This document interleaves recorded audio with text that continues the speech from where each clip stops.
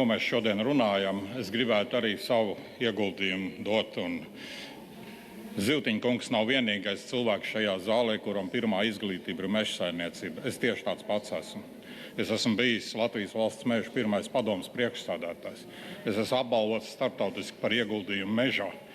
Mana organizācija Dabas aizsardzība, Pasaules dabas fonds demonstrē, kā videi draudzīgi apsaimniekot mežus, kā viņus cirst. Varat laipni aicināt visi ierasties un paskatīties. Bet ko es gribētu šodien pievienot vērtību ir, kurš te atstāja kartīti? Labuts. Ir divas lietas, par ko mums jāatšķir. Viena lieta ir fakti par mežiem. Un faktus mēs nevaram interpretēt, mēs varam viņus pieņemt. Teiksim, ko mēs šodien dzirdam? Mēs dzirdējām paziņojumu par kalstošām meglēm. Fakts ir tāds, ka tie mežsaimnieki uztaisījuši monokultūras un izgrauzumi ir viegli viņās nograust. Mēs dzirdam šodien, ka jaunaudzēs daudz piesaista oglekli. Tā tas ir, jauns koks piesaista daudz oglekli, bet viņš nekad savā mūžā nevar. Vecs mežs jau ir piesaistījis, un viņš turpina. Nevar aizvietot vecu mežu ar jaunu mežu klimatam draudzīgā veidā. Tā ir zinātne. Jūs varat paskatīties Latvijas valsts meteoroloģijas dienesta ziņojums. Šobrīd Latvijā mežsaimniecība jau ir kļuvusi par oglekļa emitētāju. Kaut gan mūsu politiskie mērķi ir citādi, ka jāsaimnieko klimatam draudzīgā veidā. Tāpēc tad, kad vajag cirst vai necirst, kompensēt, nekompensēt, tā ir politikas diskusijas starp dažādām interešu grupām. Un nevajadzētu iekšā jaukt viltus argumentus, kas ir vai nav kas mežā. Atgādināšu vēlreiz, šodien pirmajā daļā mēs runājam, cik daudz naudas ir LVM kontos. To mierīgi varēja lietot dabas aizsardzībā, saimniekojot Latvijas valsts mežos. Vēl es ļoti gribētu atgādināt, lai mēs ievērotu paši savus pieņemtos likumus.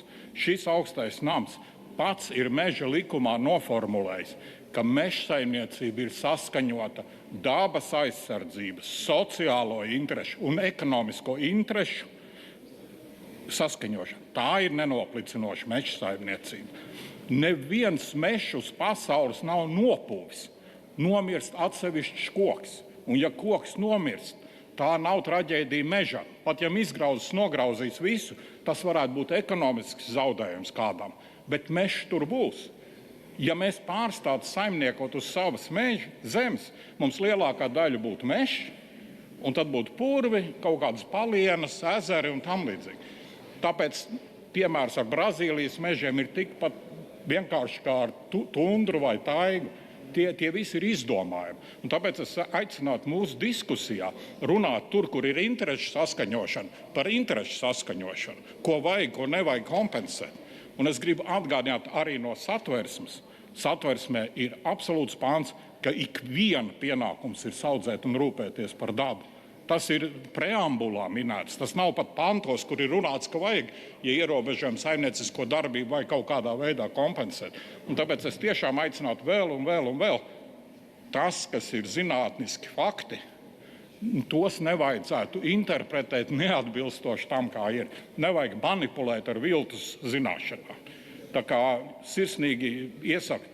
Un arī to, ka Latvijā ir 50% meža, tā visa ir manipulācija ar definīcijām, jo šajā formulā ietilpst arī izcirtumi. Izcirtums nav mežs, viņš gadiem nebūs mežs.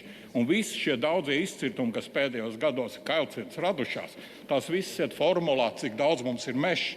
Un spriežot šeit, mēs nemaz nezinām patieso stāvokli, vai mums mežs paliek vairāk, vai ir tikpat, vai samazinās. Tā kā sirsnīgi aicinu jūs atdalīt šīs divas lietas, zinātniskus pierādītus faktus no tā, kur ir politikas saskaņošana. Un šeit mēs saskaņojam politiku, nevis revidējam zinātniskos faktus. Paldies!